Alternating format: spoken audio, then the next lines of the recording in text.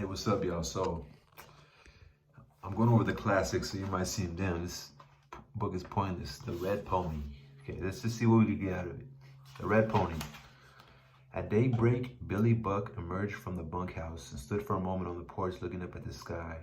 He was a broad, bandy-legged little man with a walrus mustache with square hands puffed and muscled on the palms.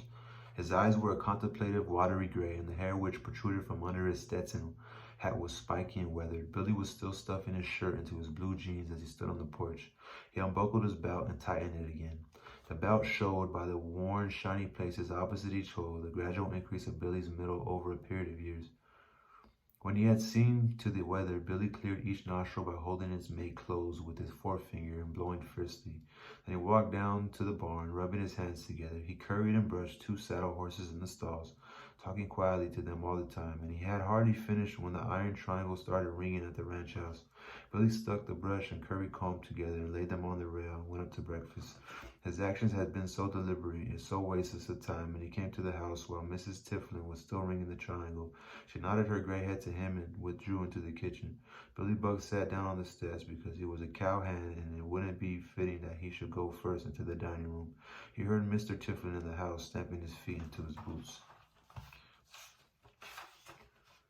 The high jingling note of the triangle put the boy Jody in motion. He was only a little boy, 10 years old, with hair like dusty yellow grass, and with shy, polite gray eyes, and with a mouth that worked when he thought.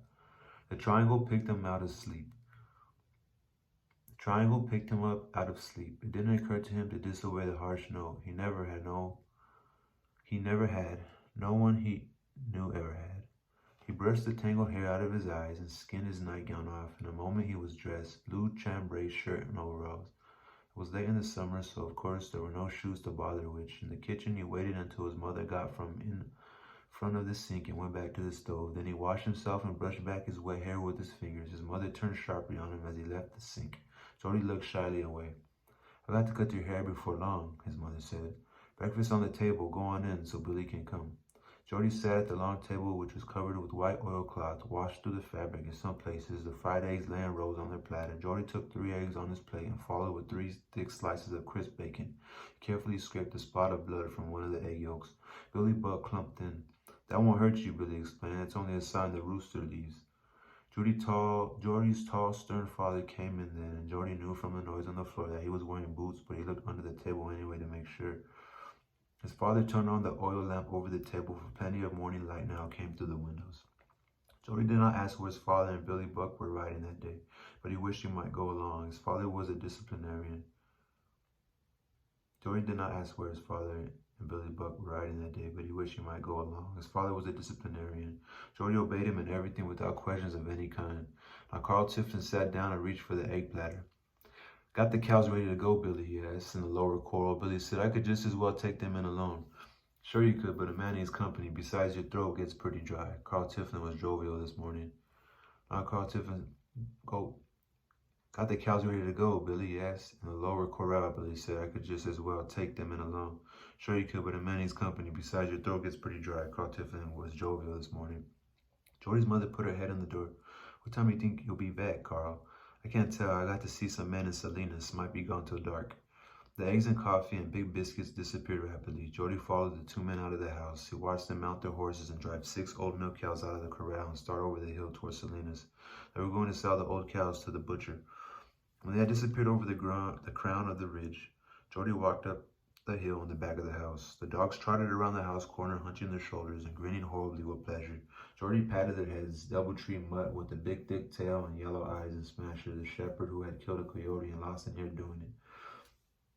Okay, when they had disappeared over the crown of the ridge, Jody walked up the hill in the back of the house. The dogs trotted around the house corner, hunching their shoulders and grinning horribly with pleasure. Jody patted their heads. Doubletree Mutt, with a big thick tail and yellow eyes, and Smasher, the shepherd who had killed a coyote and lost an ear doing it. Smasher's one good ear stood up higher than a collie's ear should. Billy Buck said it always happened. After the frenzied greeting, the dogs lowered their noses to the ground in a businesslike way and went ahead, looking back now and then to make sure that the boy was coming. They walked up through the chicken yard and saw the quail eating with the chickens. Smasher chased the chickens a little to keep in practice in case there should ever be sheep to herd. Jody continued on through the large vegetable patch where the green corn was higher than his head.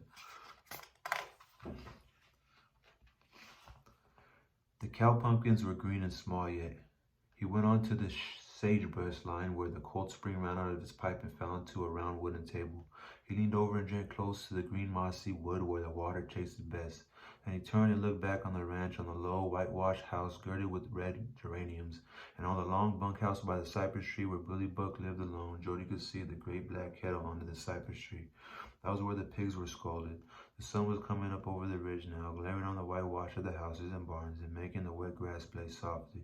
Behind him in the tall sagebrush, the birds were scampering on the ground, making a great noise among the dry leaves.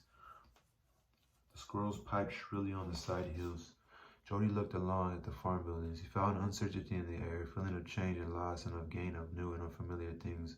Over the hillside, two big black buzzards sailed low to the ground, and their shadows slipped smoothly and quickly ahead of them. Some animal had died in the vicinity. Jody knew it. It might be a cow or it might be the remains of a rabbit. The buzzards overlooked nothing. Jody hated them as all decent things hate them, but they could not be hurt because they made away with carrion. After a while, the boys sauntered down the hill again. The dogs had long ago given him up and gone into the brush to do things in their own way. Back through the vegetable garden he went, and he paused for a moment so to smash a green muskmelon with his heel, but he was not happy about it. It was a bad thing to do, he knew perfectly well. He kicked dirt over the ruined melon to conceal it. Somebody's here.